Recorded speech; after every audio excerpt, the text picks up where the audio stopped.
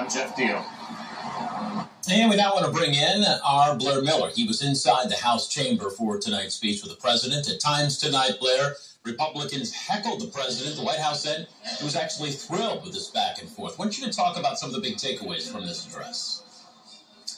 You know, James, it's interesting because as I was sitting inside, I was thinking back to the last State of the Union address when COVID-19 had overshadowed that address. It was a much different feeling inside that chamber tonight, especially with those lawmakers. You had lawmakers shaking hands. You had lawmakers crossing the aisle to even hug each other and seek one another out. We didn't have the social distancing in place, obviously, so there was a buzz leading up to the address that we just didn't have in the last State of the Union. As the president's speech, though, unfolded, we heard the expected themes where he talked about the economy and talked about accomplishments by his administration. He pointed to those 12 million jobs created under his watch. James? And Blair, Republicans, walk us through, what are they saying about this speech? And as you said, there were moments of bipartisan support tonight.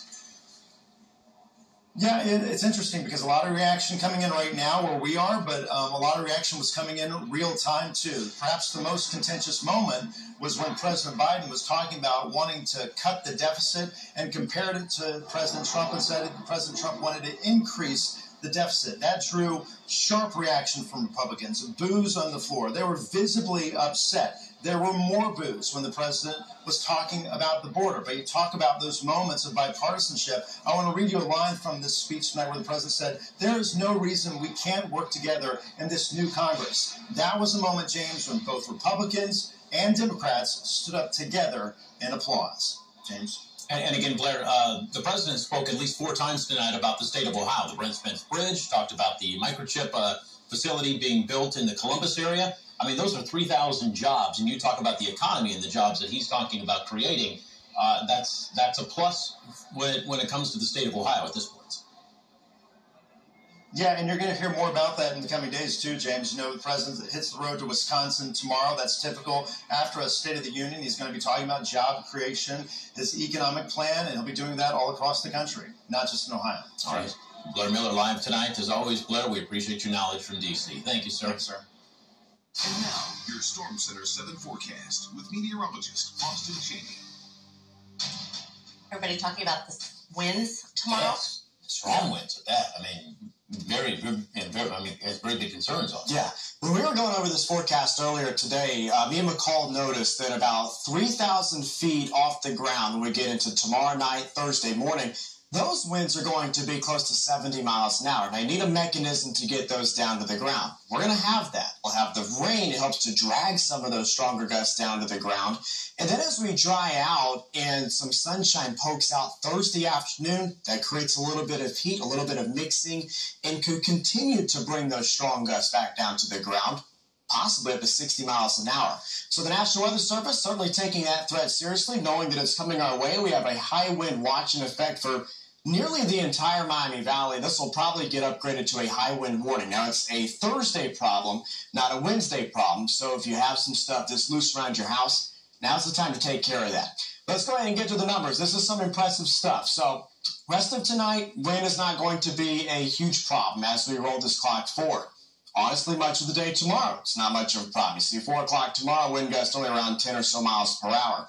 Thursday morning, as you're waking up, you're going to start to feel these wind gusts increasing. So during your morning commute, 25 to 30 mile an hour gusts a possibility. Fast forward to 2 p.m. The rain is gone on Thursday by this point, but look at the northern, western, even southern parts of Miami Valley. No one's escaping this. Wind gusts of 50-plus miles per hour, potentially peaking as high as 60 miles per hour. So think, high-profile vehicles are going to be very difficult to drive in this situation. Empty trash cans, they could end up down the street. And then anything loose around your yard could fall victim to that as well. So take advantage of tomorrow to kind of clean that stuff up and bring it on inside. Now, the other part of this is the rain. Obviously, no rain out there this evening. We are dry as we're looking at Springfield. Temperatures continue to cool off. The rainmaker is the same system that's bringing the wind. So it's still down there into Texas and Oklahoma. It will get here by Wednesday night. So Futurecast shows during the day tomorrow. A lot of cloud cover around, but tomorrow is really just the gray, calm day before conditions go downhill.